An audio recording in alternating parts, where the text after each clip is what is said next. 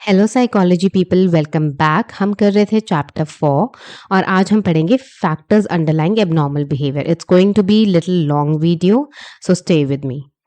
Now अगर हम बात कर रहे हैं फैक्टर्स की जो एबनॉर्मल बिहेवियर को इम्पैक्ट करते हैं, जिसकी वजह से एबनॉर्मल बिहेवियर होता है, तो वो फैक्टर एक फैक्टर तो हो नहीं सकता। ठीक है, वो बायोलॉजिकल फैक्टर्स हो सकते हैं, साइकोलॉजिकल इंटरपर्सनल फैक्टर्स हो सकते हैं, सोशियो कल्चर फैक्टर्स हो सकते हैं। मेजरली हम इसी में डिवाइड करते हैं। साइकोलॉजिस्ट भी कोई एक अप्रोच यूज़ नहीं करते एबनॉर्मल बिहेवियर को समझने के लिए। They also use different approaches. ठीक है, और जिस तरीके के अप्रोच को वो यूज़ करते हैं, जो उसका ट्रीटमेंट होता है, फिर वो भी इन लाइन होता है उसी अप्रोच के। ठीक है, अगर साइकोलॉजिकल तरीके से वो समझने की कोशिश कर रहे हैं कि मान लो आपकी फॉल्टी थिंकिंग है, ठीक है, आपका जो परसेप्शन है उसमें प्रॉब्लम है, तो वो जो ट्रीटमेंट है वो बायोलॉजिकल ट्रीटमेंट नहीं होगा, वो ट्रीटमेंट भी यही होगा। ठीक है, तो इन लाइन होगा उसी अप्रोच के।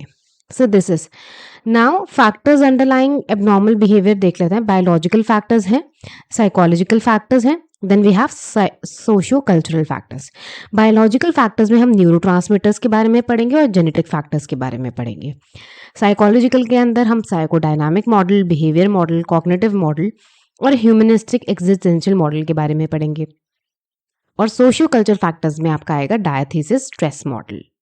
ये सब कुछ हम इसी वीडियो में कवर करेंगे, इसलिए वीडियो थोड़ी लंबी हो सकती है, but stay with me to understand and concept clarity के लिए आप बने रहें। तो सबसे पहले बात करते हैं हम बायोलॉजिकल फैक्टर्स की।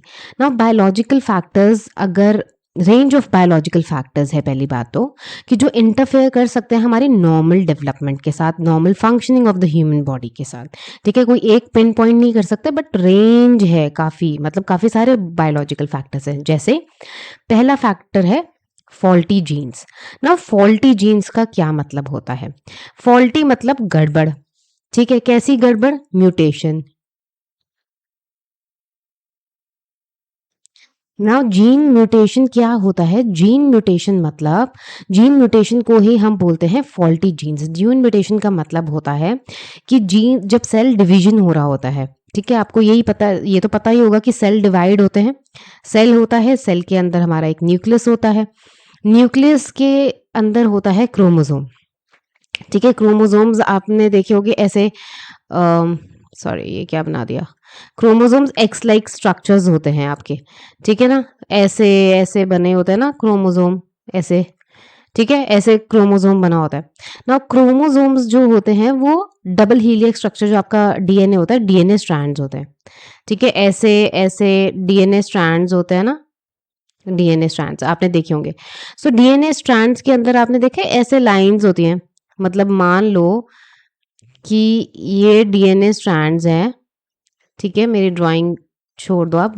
फुक ऐसे होता है, फिर इधर से एक ऐसे आ रहा होता है। ठीक है, देन इधर से एक ऐसे लाइन होती है डीएनए वाले स्ट्रक्चर में, देन इधर से ऐसे लाइन होती है। ठीक है, ऐसे आपने देखा होगा कि पूरे डीएनए में ऐसा स्ट्रक्चर होता है, ऐसा स्ट्रक्चर होता है। ठीक है, ये डीएनए आपका होता है ना। फॉल्टी जीन्स का क्या मतलब है कि ये जो जीन्स हैं आपके, ठीक है, ये जीन्स जो हैं, इसमें म्यूटेशन हो जाती है। म्यूटेशन होती है मतलब जब सेल डिवीजन होता है, माइटोसिस मियोसिस का आपने कंसेप्ट पढ़ा होगा। तो जब माइटोसिस होता है, सेल डिवीजन होती है, ये कॉपी कर रहे होते हैं, क्योंकि हर एक बॉडी के सेल में आपका सेल होगा, सेल के अंदर न्यूक्लियस होगा, न्यूक्लियस के अंदर क्रोमोसोम्स होंगे, और क्रोमोसोम्स के अंदर ये डीएनए क्रोमोसोम्स जो है ऐसे डीएनए थ्रेड लाइक स्ट्रक्चर से होंगे। तो ये एक प्रोसेस है पूरा, और जब सेल डिवीजन होता है तो ये सब सब में आपके सब सेल में न्यूक्लियस और क्रोमोसोम और डीएनए होगा। तो डिवीजन के दौरान म्यूटेशन हो जाती है, जिसको हम बोलते हैं फॉल्टी जीन। हो सकता है कि जैसे मान लो कि ये वाला जीन है, ये यहाँ पे हो ही ना, डिलीशन हो, ओमिशन हो, मतलब मिसिंग हो ये जीन, या ये जीन बहुत ज्यादा लंबा है, ठीक है, और ये एक शॉर्ट जीन है। तो इस तरीके की म्यूटेशंस होना, शॉर्ट जीन हो गया, लॉन्ग जीन हो गया कोई, या म्यूटेशन हो गई, मतलब वो जीन एब्सेंट है, वहां पे है ही नहीं, या कोई और जीन प्रेजेंट है। ठीक है, तो इस तरीके की जो जीन म्यूटेशन होती है उसको बोलते हैं फॉल्टी जीन्स। तो उसकी वजह से प्रॉब्लम हो सकता है। Then comes second factor comes your endocrine glands. Endocrine imbalances क्या होते हैं? एंडोक्राइन और एक्सोक्राइन ग्लैंड्स के बारे में हमने पढ़ा हुआ है। एंडोक्राइन ग्लैंड्स वो ग्लैंड्स होते हैं जो हार्मोन रिलीज करते हैं डायरेक्टली आपकी ब्लड स्ट्रीम में। तो ब्लड स्ट्रीम में अब हमने स्ट्रेस के इससे पहले वाले चैप्टर में स्ट्रेस वाले में देखा था कि एड्रेनल ग्लैंड्स होते हैं जो कि एंडोक्राइन ग्लैंड्स हैं।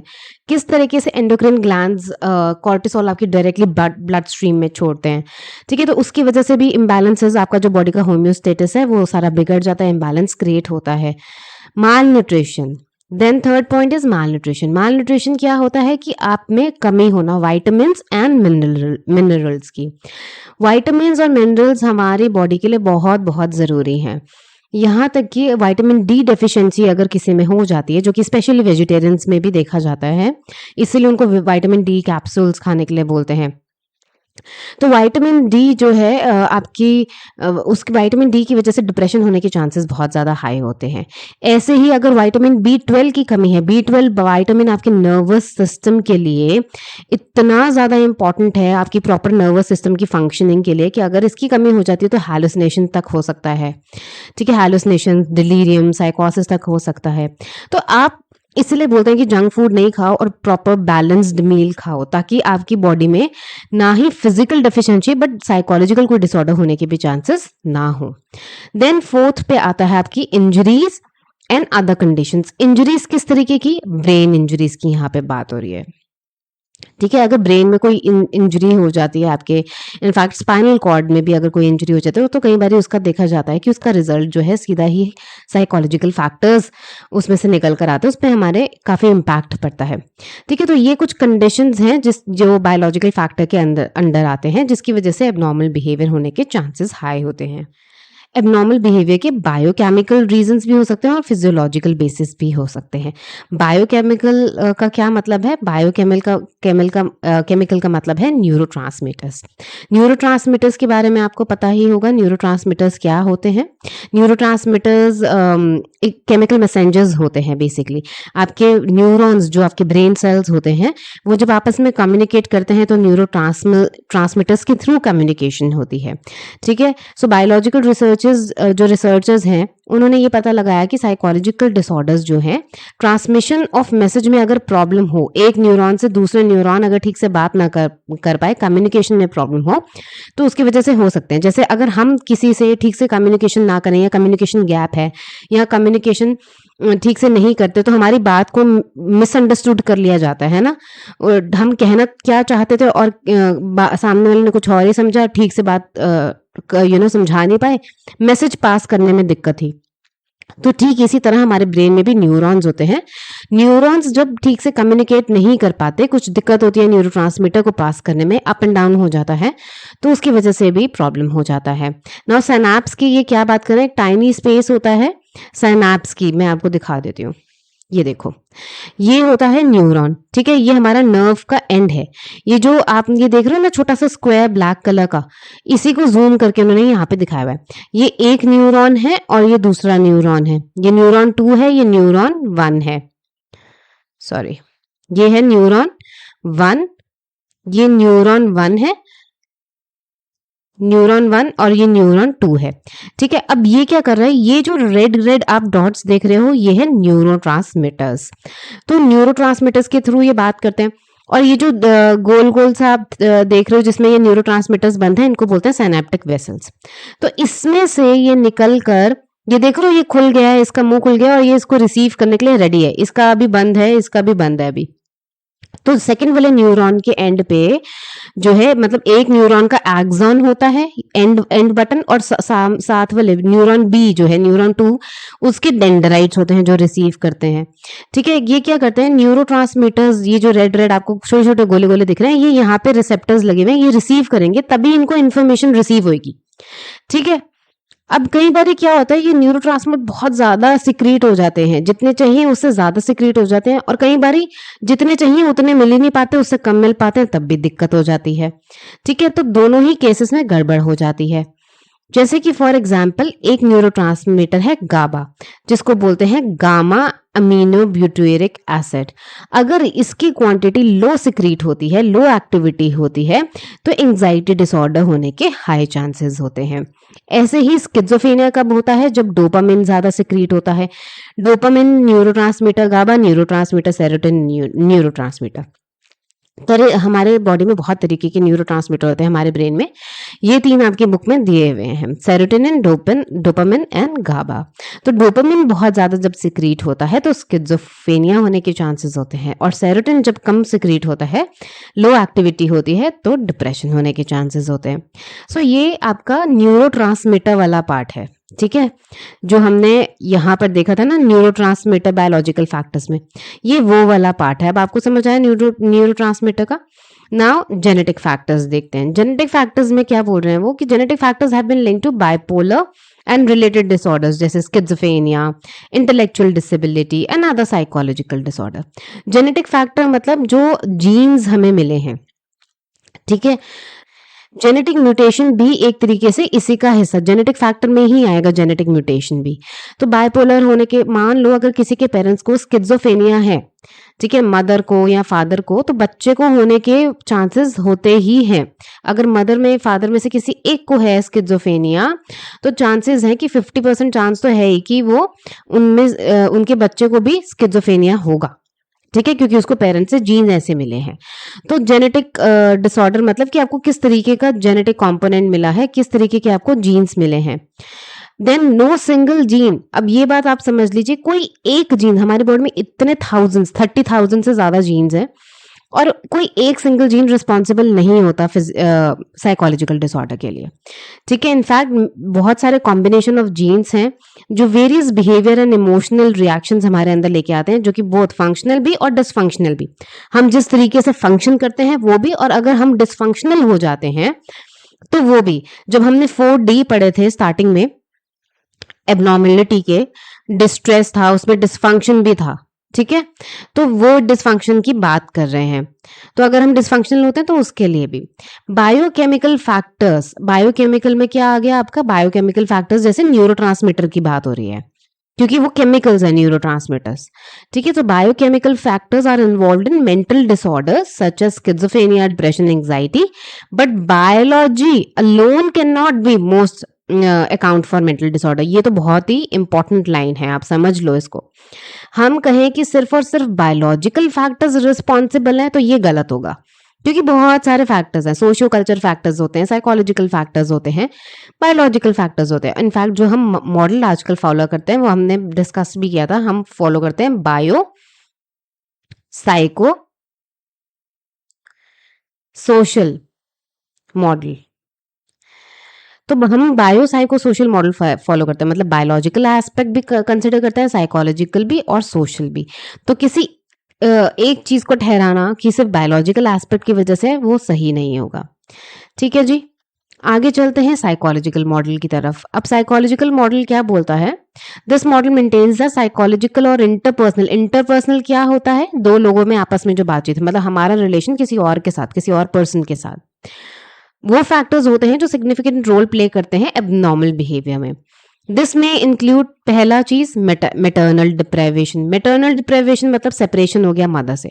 अब मदर का सेपरेशन डिवोर्स की वजह से हो सकता है, डेथ की वजह से हो सकता है, बच्चा मदर से अलग हो गया, ठीक है, वट एवर रीजन। ये ज्यादातर मैं बात कर रही हूँ फॉर्मेटिव ईयर्स की, ठीक है, जो उनका स्टार्टिंग के अभी 4-5 साल होते हैं, उस टाइम पे अगर कुछ मदर से सेपरेशन हो गया, या इनफैक्ट एडोलेसेंस ईयर में हो गया, तो उस टाइम पे लैक ऑफ वार्मथ है, स्टिमुलेशन नहीं है, early separation from mother. Basically आपको सेपरेशन फ्रॉम मदर अगर जब होता है, बच्चे को जैसे माँ से अलग कर दिया जाए, ठीक है, तो उसमें एंजाइटी डिसऑर्डर होने के चांसेस हाई होते हैं, ठीक है। एंजाइटी डिसऑर्डर मतलब एंजाइटी डिसऑर्डर भी, और साथ में attachment disorder, sorry, attachment disorder होने के चांसेस हाई होते हैं।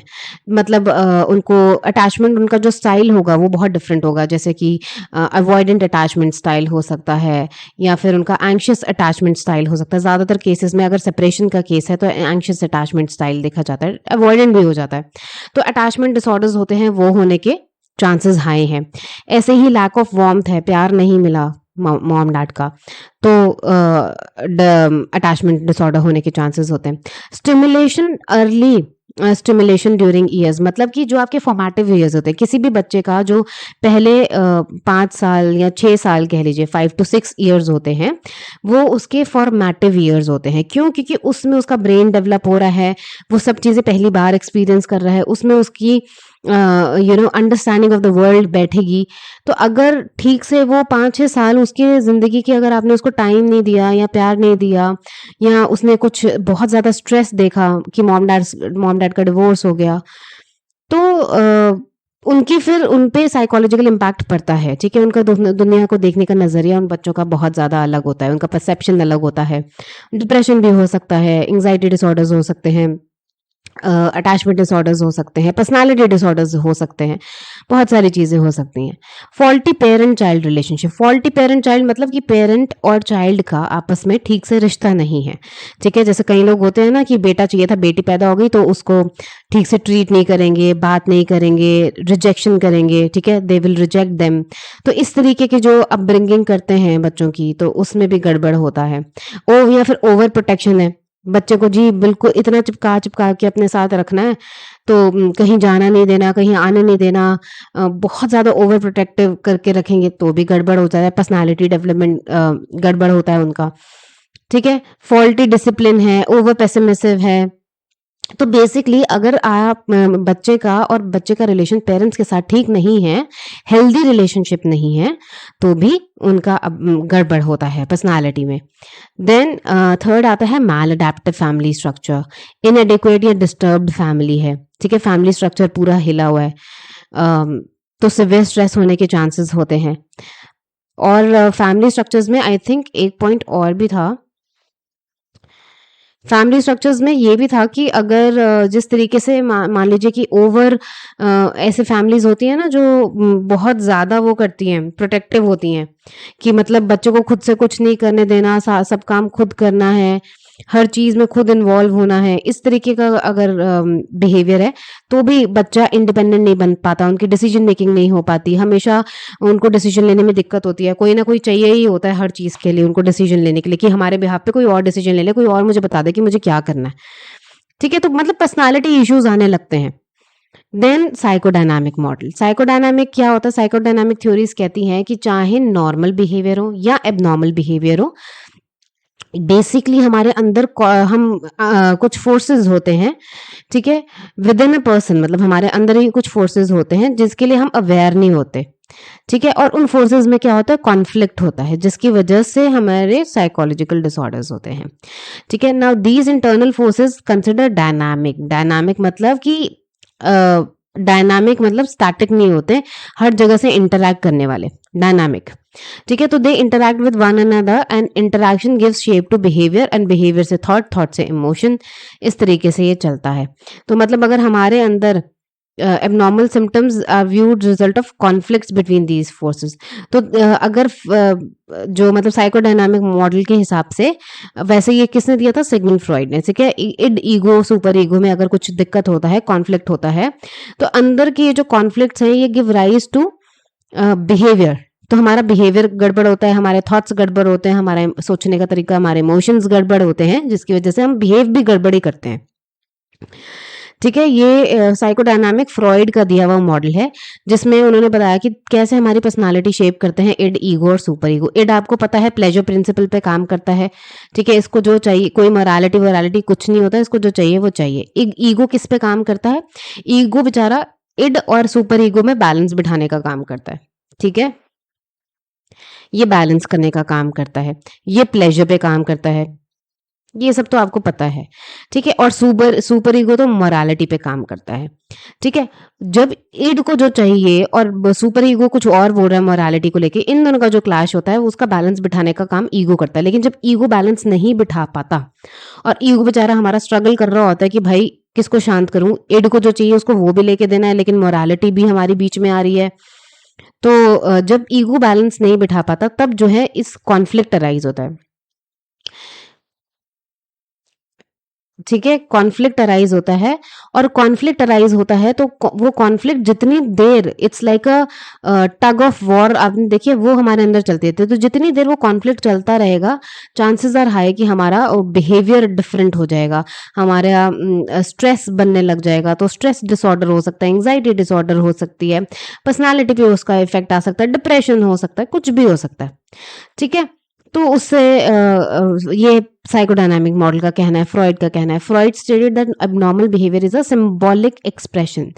मतलब फ्रॉइड कहते थे कि जो हमारा एबनॉर्मल बिहेवियर है, जिस तरीके से हम एबनॉर्मलिटी के साथ अगर कोई बिहेव कर रहा है, तो वो एक्सप्रेशन है किस चीज का, जो हमारे अंदर कॉन्फ्लिक्ट चल रहा है, जो हमारा मेंटल कॉन्फ्लिक्ट है उसका।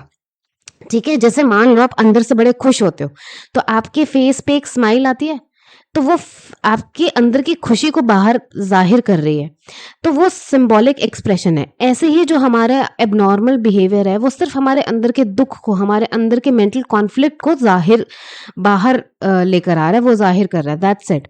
वो एक एक्सप्रेशन है। जैसे खुशी में हम हंसते हैं, हमारी स्माइल एक्सप्रेशन होता है खुशी का, हमारे आंसू खुशी में भी आ सकते हैं, हालांकि दुख में भी आते हैं, तो वो अंदर की हमारी इंटरनल स्टेट का एक्सप्रेशन है। तो ऐसे ही हमारा एबनॉर्मल बिहेवियर ये बताता है कि कुछ ना कुछ तो हमारे अंदर मेंटल कॉन्फ्लिक्ट है जो रिजॉल्व नहीं हुआ, जिसको फ्रॉइड बोलते थे अर्ली चाइल्डहुड या इन्फेंसी में ट्रेस किया जा सकता है, और अनकॉन्शियसली होता है, मतलब हमें अवेयरनेस नहीं होती कि उस बात की। ठीक है, और अगर आप उनके चाइल्डहुड हिस्ट्री निकालेंगे, चाइल्डहुड हिस्ट्री देखेंगे, तो वहां पर आपको इसके बीज मिलेंगे, मतलब वहां पे आपको इसका पता चलेगा कि अच्छा चाइल्डहुड में ऐसा हुआ वैसा हुआ, इसलिए इनकी पर्सनालिटी ऐसी है या इनका बिहेवियर ऐसा है। तो चाइल्डहुड को उन्होंने बहुत ज़्यादा इंपॉर्टेंस दी, इसलिए फॉर्मेटिव ईयर्स जो बच्चे के पहले 5-6 साल होते हैं, उसको बहुत ध्यान से देना होता है। ठीक है, उस पे अगर आपने वो 5-6 साल अच्छी परवरिश कर ली, तो फिर आगे चल के होपफुली चीज़ें ठीक ही रहती हैं। फिर आता है जी बिहेवियरल मॉडल। बिहेवियरल मॉडल क्या बोलता है? Psychological disorders are the result of learning maladaptive behaviour of learning. अब बिहेवियरल है तो भाई ये तो बिहेवियर थ्योरी के बारे में बात करेगा, जैसे कि classical conditioning, operant conditioning, social learning, ये सब हमने ये बिहेवियर के उसमें पढ़ा था। ठीक है ना, बी.एफ. स्किनर का इवान पावलो की क्लासिकल कंडीशन, ओपेरेंट कंडीशनिंग किसने दी थी? बी.एफ. स्किनर ने। सोशल कंडीशन लर्निंग दी थी बैंड्यूरा ने। ठीक है, एल्बर्ट बैंड्यूरा ने दी थी। तो ये सारे कौन है? बिहेवियरिस्ट, जो बिहेवियर मॉडल को फॉलो करते हैं। ये क्या बोलते हैं कि जी कि मैल अडेप्टिव वेज ऑफ बिहेविंग हमने सीखे हैं कंडीशन के थ्रू, मतलब हमें कंडीशन किया गया, हमने सीखे हैं। फॉर एग्जाम्पल जैसे मान लीजिए सोशल लर्निंग है। ठीक है, अब बहुत से लोग हैं क्या करते हैं, अगर वो मूवी स्टार, फिल्म स्टार्स हैं, उनसे उनको अपना आइडल मान लेते हैं, उनको हीरो मान लेते हैं, and they start smoking and drinking या इस तरीके से बिहेव करना। तो फिर बाद में पता चला जी लत ही लग गई नशे की। ठीक है, और बिल्कुल substance use disorder, abuse disorder होता है ना हमारा, सब्सटेंस यूज डिसऑर्डर, जिसको एसयूडी बोलते हैं शॉर्ट में। तो उसमें क्या होता है? अल्कोहल का, ड्रग्स का, इस तरीके के इंटॉक्सिकेशन, मतलब उनको आदत लगी होती है, लत लगी होती है। तो वो सोशल लर्निंग हो गया, बाहर देख देख के, नहीं मेरे फ्रेंड्स पीते हैं मुझे, या मेरे कुलीग्स पीते हैं, या वो तो अरे क्या मस्त लगता है ना, हाथ में एक ग्लास पकड़ा हो और साइड में एक सिगरेट हो दूसरे हाथ में, एंड स्टाइल मार रहे हैं।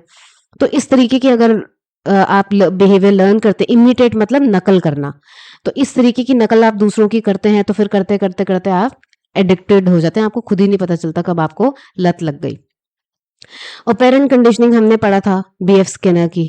तो ऑपेरेंट कंडीशनिंग में क्या है भाई, रिवॉर्ड वगैरह मिलता है। ठीक है, मान लो कि जैसे इससे गेमिंग, आपने पता आजकल बहुत चल रहा है गेमिंग एडिक्शन। गेमिंग का एडिक्शन इन द सेंस कि क्या होता है कि आप ऑनलाइन अगर कुछ गेम खेल रहे हो, तो क्या करेंगे जी, आपको पैसे मिलेंगे। ठीक है, बहुत सारे ऐसे गेम्स आने लग गए हैं ना, जिसमें आपको पैसे मिलेंगे और आप पैसे अर्न कर सकते हो। तो उसमें क्या होता है, वो छोटा छोटा रिवॉर्ड देके आपको लत लगा देते हैं। ये एक तरीके से जुआ ही तो है, कि आपको लगता है अरे यार मैंने ये गेम खेली और मैं इसमें जीत गया और मुझे 20 रुपए मिले, फिर मुझे 50 रुपए मिले, फिर मुझे 100 रुपए मिले, अब मुझे 2,000 रुपए चाहिए, मुझे 5,000 रुपए चाहिए, मुझे 1,00,000 रुपए चाहिए। तो ये क्या है, धीरे धीरे धीरे करके आपकी डिजायर बढ़ती जा रही है और आपको लत लग गई है गेमिंग की। तो गेमिंग क्या है? ये जुआ ही है एक तरीके से, रिस्क। ठीक है, तो ये रिवॉर्ड के बेसिस पे आपकी माल अडेप्टिव बिहेवियर हो जाता है, इस तरीके से आपको डिसऑर्डर हो जाता है फिर गेमिंग का। फिर क्लासिकल कंडीशनिंग में भी यही होता है कि रिपीटेडली क्लासिकल कंडीशनिंग में कैसे हो सकता है कि टू इवेंट्स को क्लासिकल कंडीशनिंग अगर आपको याद हो इवान पावलो का जो डॉग के साथ उसने एक्सपेरिमेंट किया था, तो इसमें अब हमारे बिहेवियर का कैसे मैल अडेप्टिव हो सकता है। जैसे फॉर एग्जांपल मान लो आपने बच्चे को पनिशमेंट देने के लिए उसको बाथरूम में बंद कर दिया, ठीक है। अब बच्चा रो रहा है, चिल्ला रहा है, आप उसको पनिशमेंट इस तरीके की दे रहे हो कि नहीं अब तुम बाथरूम में बंद रहोगे, ठीक है। अगर आपने लाइट ऑफ कर दी और भी स्यापा, फिर तो मतलब और ही दिक्कत का काम है, ठीक है। लेकिन अगर चलो आपने लाइट ऑन भी करी, थोड़ी सी आपको दया आ गई और आपने उसको बाथरूम में बंद करके रख दिया, तो फिर बड़े आगे चल के वो क्या करेगा कि हो सकता है कि आपकी जिस भी बात के लिए आपने उसको बाथरूम में बंद किया वो बात वो ना रिपीट करे, वो मान जाए। लेकिन ये चीज आगे चल के फोबिया क्रिएट कर सकती है। बच्चे को क्या होगा फिर क्लासरूम उसको क्लोज्ड स्पेसेस का फोबिया हो जाएगा, मतलब कि जहां वो अंधेरा देखेगा अंधेरे से डरने लगेगा। छोटी लिफ्ट में नहीं जा सकता, क्यों? मुझे बंद जगहों पे मुझे घुटन होती है, ठीक है। इस तरीके का उसका फोबिया डेवलप हो जाएगा कि जहाँ पे क्लोज स्पेसेस हैं, भीड़ भाड़ वाली जगह है या छोटी छोटी जगह है, या जैसे बाथरूम छोटा मुझे बंद कर दिया उसमें, तो उससे उसको डर बैठ जाएगा। तो इस तरीके के आप चीजें करेंगे तो ये भी मैल अडेप्टिव बिहेवियर हो सकता है। तो बिहेवियरल इश्यूज आ सकते हैं। Then cognitive issues, cognitive model. Cognitive model क्या बोलता है? ये बोलता है कि abnormal functioning can result from cognitive problems. जैसे कि लोगों का गलत सोचना, उनका एटीट्यूड ही गलत है, गलत एजम्पशंस होल्ड करना अपने बारे में, इरैशनल, ठीक है, इनएक्यूरेट थॉट, रैशनल चीजें ही नहीं सोचते, इरैशनल चीजें सोचना उनका, ठीक है। कि मैंने गैस पे दूध रखा तो दूध उबल गया, ओ माय गॉड, दूध का उबलना तो बड़ा अपशगुन होता है जी, आज तो कुछ अपशगुन होने वाला है, आज तो कुछ गलत गड़बड़ होने वाला है। इस तरीके के इरैशनल थॉट्स। हाँ, दूध का उबलना क्यों बोलते हैं, ये सब चीजें हमें बोली गई थी ताकि हम केयरफुली ध्यान रखें। अब दूध जैसी चीज पहले, आजकल तो प्योर दूध है ही नहीं, पर पहले तो गाय भैंसों के प्योर दूध होते थे, ठीक है। और जिनके घर में गाय भैंसे नहीं होती थी तो वो मांग के लाते थे इतनी दूर से। तो दूध जैसी चीज जिसका आप देसी घी बनाते हो, पनीर बनाते हो, दूध से दही जमा लेते हो, इतना मल्टीपल यूज है। अब उसको आप वेस्ट कर दोगे तो फिर डांट तो खाओगे। तो आप ये ना करो और पास में खड़े होके बड़ी शांति से आराम से दूध उबालो और बाहर गिरने ना दो, इसलिए बोल दिया कि दूध उबाल दिया, हो जी बड़ा अपशगुन है, बड़ा अपशगुन है जी। तो हर चीज का ना लॉजिक होता था, क्योंकि हमें जब तक डराया नहीं जाए हम बात तो समझते नहीं है, ठीक है। तो इरैशनल अगर आपके थॉट्स हैं, इनएक्यूरेट थॉट हैं, आपके एटीट्यूड में प्रॉब्लम है, तो उसकी वजह से भी गड़बड़ हो सकता है। इलॉजिकल वेज ऑफ थिंकिंग है, ओवर जनरलाइजेशन कर रहे हो। ओवर जनरलाइजेशन मतलब कि बहुत ब्रॉड नेगेटिव कंक्लूजन निकाल रहे हो। एक सिंगल इवेंट, एक बारी मान लो कि सच में दूध उबल गया, ठीक है, दूध उबल गया और दूध उबलने के बाद उस दिन आपका दिन गया खराब बाई चांस, ठीक है। इधर से दूध उबल गया, उधर से आप जा रहे थे कहीं पे और रास्ते में छोटा सा माइनर सा एक्सीडेंट हो गया, मतलब आप गिर गए, आपका पैर स्लिप हो गया या कुछ हो गया। आपने बोला कि यार आज दूध उबल गया था। आपने क्या करा, इस एक इवेंट को इतना बड़ा बना दिया, राई का पहाड़ बना दिया, और आपने बोला कि बस दूध उबलने से की वजह से ना ये सब हो गया, मेरा पैर स्लिप हो गया, मैं गिर गई, मेरे पैर में मोच आ गई, मेरी क्लास भी मिस हो गई, मैं लेट भी पहुंची, मैं जा नहीं पाई, मेरा लेक्चर मिस हो गया, डा डा डा डा डा, पूरी कहानी अपने मन में गढ़ ली, और वो भी नेगेटिव। तो ओवर जनरलाइजेशन मतलब एक सिंगल इवेंट को हमने इतना बड़ा बना के सब पे जर्नलाइज करके पूरी कहानियां बुन दी, वो भी नेगेटिव, और उसकी वजह से हम इलॉजिकल वेज में सोच रहे हैं, ठीक है। देन आता है जी आपका ह्यूमनिस्टिक एंड एग्जिस्टेंशियल मॉडल। अब ये क्या कहता है हमें, ये कहता है कि ह्यूमनिस्टिक मॉडल कहता है कि बिलीव्स दैट ह्यूमंस तो बॉर्न ऐसे, हमारी जो टेंडेंसी होती है नेचुरली वो फ्रेंडली होती है, कोऑपरेटिव हमारी टेंडेंसी होती है, कंस्ट्रक्टिव टेंडेंसी होती है। सेल्फ एक्चुअलाइजेशन आपने पढ़ा होगा, सेल्फ एक्चुअलाइजेशन एब्राहम मैशलो में, ठीक है, कि हम अपनी, हर ह्यूमन जो है अपनी ग्रोथ चाहता है, अपनी गुडनेस फुल पोटेंशियल पे काम करना चाहता है, फ्रेंडली होता है और इस तरीके की चीज़ें ये बोलते हैं। लेकिन जब हम अपनी रिस्पॉन्सिबिलिटी को पूरा नहीं करते हैं, तो हम एम्प्टी फ़ील करते हैं, ऑथेंटिक फ़ील नहीं करते हैं, तो हमारी लाइफ़ में गड़बड़ होती है, डिसफंक्शन होता है। एक्जिस्टेंशियल क्या बोलते हैं कि जी हमें टोटल फ्रीडम है, अपनी लाइफ़ को मतलब जो हम चाहें वैसी ज़िंदगी जी सकते हैं, ठीक है? डेस्टिनी का रोल इसमें कम है, लेकिन हमारा रोल ज़्यादा है, कर्म प्रधान है बेसिकली। तो जैसा हम चाहते हैं वैसी हम ज़िंदगी जी सकते हैं, हमें पूरी फ्रीडम है अपनी लाइफ़ को जो मर्ज़ी मतलब देने का, मीनिंग देने का और अपनी एग्जिस्टेंस को डिफाइन करने का। लेकिन जब हम ऐसा नहीं करते, अपनी रिस्पॉन्सिबिलिटीज़ को अवॉइड करते हैं, तो एक खोखली ज़िंदगी, एम्प्टी लाइफ़ जीते हैं, इनऑथेटिक इनऑथेंटिक लाइफ़ जीते हैं, जिसकी वज़ह से हमें मेंटल डिसऑर्डर्स होते हैं। जो हमारे मान लो कि आपको एज़ अ स्टूडेंट अभी आप पढ़ोगे, लिखोगे, फिर आगे चल के आपको लाइफ़ में एक अच्छा स्टेबल जॉब करना है या अपना खुद का बिज़नेस भी करना है, तो अर्न करना है, एक फैमिली में स्टेबिलिटी होनी चाहिए। अगर वो सब आप नहीं कर पाओगे तो आप खुद ही इरिटेटेड रहोगे, चिड़चिड़े रहोगे, खुश नहीं रहोगे, लोगों से मिलोगे-जुलोगे नहीं, आइसोलेटेड हो जाओगे, जहाँ पे फिर अगेन डिप्रेशन होने के चांसेस हैं और भी कोई साइकोलॉजिकल डिसऑर्डर होने के चांसेस हैं। तो अल्टीमेटली आपने अपनी रिस्पॉन्सिबिलिटी को ठीक से निभाया नहीं, जिसकी वजह से बाद में लौट के आप ही दुखी हो रहे हो। ठीक है? तो ये बोलते हैं humanistic and existential model. Then आता है लास्ट हमारा सोशियो कल्चरल मॉडल। बस ये हमारा लास्ट मॉडल है। और अगर अभी तक आप मुझे सुन रहे हैं, वीडियो में बने हुए हैं, please please please do give me a thumbs up, do let me know in the comment section कि आप मेरी वीडियोस देखते हैं, सुनते हैं, आपको समझ आता है। ठीक है? It gives me motivation and मुझे भी अच्छा लगता है कि अगर मैं इतनी मेहनत करके पीपीटी बना रही हूँ, अपना टाइम निकाल के आपको पढ़ा रही हूँ, तो सच में कोई पढ़ने वाला है। ठीक है? I am not wasting my time ऐसे ही बस कि बोलते रहो। तो पर फिर पढ़ाने का मन भी करता है, मज़ा भी आता है। ठीक है? तो अगर कुछ नहीं तो एक लाइक तो बनता है ना और एक कमेंट तो बनता है कि हाँ भाई समझ आ रहा है, पढ़ रहे हैं, thank you, keep on posting.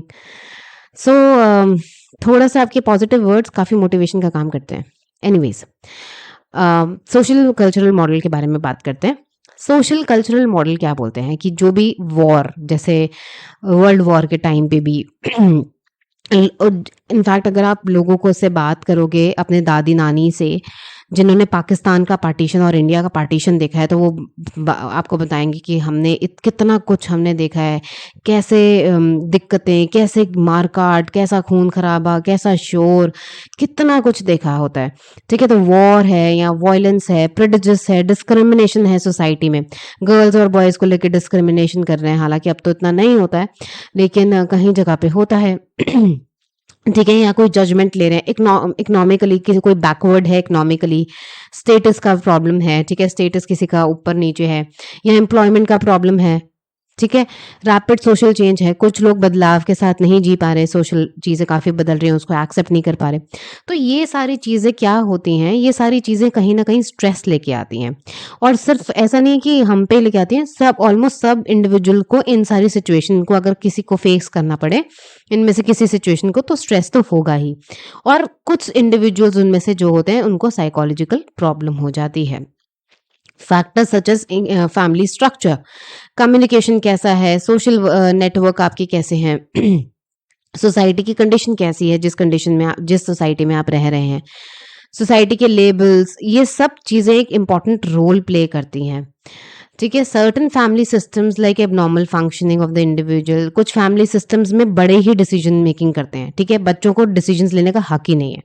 मतलब आप जितने मर्जी बड़े हो जाओ, लेकिन आपके लिए डिसीजन जो है या तो आपके मम्मी पापा लेंगे या उनके भी अगर मम्मी पापा बैठे हैं, दादाजी बैठे हैं, तो दादाजी घर के सबसे बड़े मुखिया हैं, वो डिसीजन लेंगे, वो जो कह देंगे वही होएगा। वो कहेंगे तो आप कॉलेज जाओगे, वो कहेंगे कि नहीं 12th तक पढ़ाई कर ली, अब जो भी पढ़ाई करनी है घर बैठ के करो, कॉलेज जाने की ज़रूरत नहीं है, तो आप कॉलेज नहीं जाओगे। तो इस तरीके की जो चीज़ें होती हैं, उसकी वजह से भी काफ़ी ज़्यादा प्रॉब्लम होती है, काफ़ी ज़्यादा डिफ़िकल्टी होती है, बच्चों को फेस करनी पड़ती है और उसकी वजह से भी साइकोलॉजिकल डिसऑर्डर होने के चांसेस होते हैं। पर्सनैलिटी डिसऑर्डर तो होता ही है फॉर श्योर। अगर आपका कोई फ्रेंड सर्कल नहीं है, ठीक है? तो आप आइसोलेटेड होके बैठे हुए हो जी, एक कोने में बिल्कुल बैठे हुए हो, अपने काम में लगे रहते हो, कोई सपोर्ट सिस्टम ही नहीं है। तो कल को जब को आपको ज़रूरत पड़ेगी और सिर्फ ज़रूरत ये नहीं है कि आपको तकलीफ़ में ज़रूरत है, अगर आपको अपनी खुशी भी किसी के साथ ज़ाहिर करनी है, शेयर करनी है, कुछ नहीं है, अगर आपका कोई सपोर्ट सिस्टम नहीं है, तब भी आप डिप्रेशन फ़ील कर सकते हो। इसलिए बहुत बार ऐसा होता है कि अगर जब जॉब स्विच करते हैं, ठीक है? अपना शहर छोड़ के कहीं और रहने जाते हैं, पीजी में रह रहे हैं, बाहर से कॉलेज शिफ्ट कर रहे हैं, तो कहीं बाहर जाके पीजी में रह रहे हैं, तो तब भी क्या होता है अगर हम फ्रेंड सर्कल नहीं बना पा रहे या फिट इन नहीं हो पा रहे हैं या ज़्यादा घुल-मिल नहीं रहे लोगों से, बात नहीं कर रहे क्योंकि जी हम इंट्रोवर्ट हैं या क्या है, तो उस केस में फिर डिप्रेशन होने के चांसेस हाई हो जाते हैं। इसलिए बाहर निकलना, घुलना-मिलना, लोगों से बात करना, friends banana it is important, ठीक है? फ्रेंड्स बनाना भी इम्पोर्टेंट है और ढंग के फ्रेंड्स बनाना इम्पोर्टेंट है मोस्ट इम्पोर्टेंटली। चलिए, social culture theories also believe in abnormal function जो है दे सोसाइटी के लेबल से भी आती है और जिस तरीके के हम रोल असाइन करते हैं for the trouble people. For example, अगर लोगों ने सोसाइटी में मेंटल इलनेस को लेके देखो कि आज भी स्टिग्मा है। स्टिग्मा मतलब एक तोहमत है, लगा देते हैं कि अरे ये तो पागल है, ये तो साइकोलॉजिस्ट के पास जाता है, इसका मतलब इसका दिमाग खराब है, ये पागल है इंसान। तो इस तरीके के लोग बातें करते हैं, ठीक है? क्रेजी, पागल बोल देते हैं या मेंटली इल का स्टिग्मा लगा देते हैं, ठीक है? ऐसा लेबल दे देते हैं। अगर तो आज भी अगर इतनी ओपननेस नहीं है, तो इसकी वजह से भी चाहे आप हो सकता है कि करियर काउंसलिंग के लिए ही जा रहे हो, लेकिन जिसको समझ नहीं है, जिसमें बुद्धि कम है थोड़ी, अगर वो बोल देगा कि अच्छा साइकोलॉजिस्ट के पास जाता है, ये इसके पास जाता है, उसके पास जाता है, ये तो भैया पागल है, ये है, वो है। तो कई बारी क्या होता है, कुछ लोग होते हैं जब आप उन पे लेबल लगा देते हो या मान लो कि अगर वो जाते भी थे, ठीक है? एक केस ले लेते हैं कि मान लो सच में साइकोलॉजिस्ट के पास जाते थे, ट्रीटमेंट चल रहा था उनका डिप्रेशन का, अब वो बिल्कुल परफेक्टली फाइन हो गए, ठीक हो के घर आ गए। लेकिन लोग अभी भी उनको उन्हीं नज़र से देख रहे हैं, अरे ये तो पागल है, ये तो साइकोलॉजिस्ट के पास जाता था, इसका तो दिमाग में कुछ ना प्रॉब्लम है, इसका दिमाग खराब है, ये कभी भी कुछ भी बोलता है, कभी भी कुछ भी करता है, ये है, वो है। तो फिर लोगों को क्या लगता है, लोग उसको कैसे बिहेव करते हैं, फिर लोग बोलते हैं कि ठीक है, अगर ऐसा है, तो ऐसा ही सही। अब मैं पागल का ही रोल ही करूँगा, अब मैं बीमारों वाला ही अब मैं बीमार अगर आप मुझे बोल रहे हो कि मेरा दिमाग खराब है ना, अभी तक तो नहीं था, लेकिन अब मैं ऐसे ही एक्ट करूँगा जैसे दिमाग खराब है। लो, कर लो जो करना है। तो क्योंकि आपकी नज़र में तो मेरा दिमाग खराब ही है, ठीक है?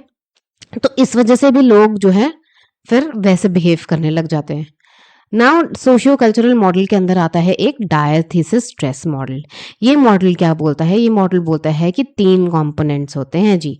डायथीसिस मतलब कि biological predisposition of the disorder. Biological predisposition of disorder मतलब कि कोई भी स्ट्रेसफुल सिचुएशन आती है तो हमारे अंदर वो जेनेटिक कंपोनेंट है कि जिससे हमें स्ट्रेस हो सकता है। अभी इसको एक एक एग्जाम्पल से समझेंगे, इसको पढ़ लो ज़रा।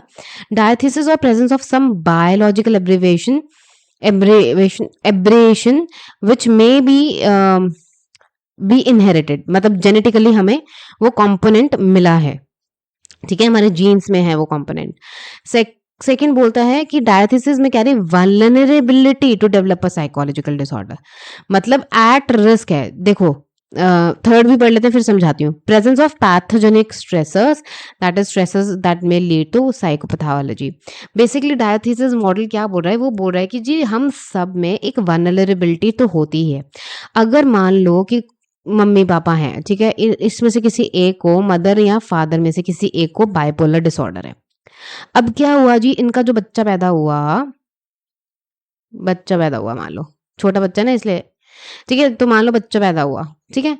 अब बच्चे में क्या होता है कि बच्चे में जेनेटिक कंपोनेंट तो आ गया, ठीक है? एक तो जीन तो आ ही गया ना कि बाइपोलर के लिए 50% चांस तो डेफिनेटली है ही इसको बाइपोलर होने का, क्योंकि मदर या फादर में से किसी एक को बाइपोलर था।